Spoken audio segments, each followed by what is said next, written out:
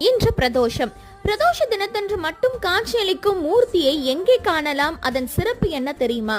கடலூர் மாவட்டம் மேலக்கடம்பூரில் உள்ள அமிர்த கடேஸ்வரர் கோயிலில் தான் இந்த பிரதோஷ தினத்தன்று மட்டும் காட்சி அளிக்கக்கூடிய ரிஷப தாண்டவ மூர்த்தியை காண முடியும். பார்க்கடலில் பெறப்பட்ட அமிர்தத்தை தேவர்கள் விநாயகரை வணங்காமல் அருந்திட சென்றாங்களாம்.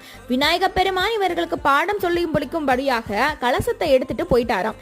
கலசத்தை எடுத்துட்டு போகும்போது அமிர்தத்திலிருந்து ஒரு துளி தரையில் விழுந்து அந்த இடத்தில் சுயம்பு லிங்கமாக இறைவன் தோன்றினார். அவர்தான் அமிர்த கண்டேஸ்வரர். இந்த தளத்துல நந்தி நடனமாடிய கோலத்தில் ரிஷப தாண்டவத்தில் 10 கைகளுடன் உற்சவராக காட்சியளிக்கிறார் எம்பெருமான் சிவபெருமான். பிரதோஷ தினத்தன்று நந்தி பகவானின் மீது நடனமாடும் எம்பெருமானை நாம் தரிசிச்சோம் அப்படின்னா திருமண தோஷம் நீங்கும், புத்திர தோஷம் நீங்கும், மது மட்டுமில்ல நல்ல கல்யாண யோகம் கண்டிப்பாக வருங்க. இந்த 10 கைகளுடன் நந்தி மீது நடனமாடும் எம்பெருமானை நம்ம தரிசிப்போம். கட்டாயம் அனைத்து பாவங்களும் விலகும்.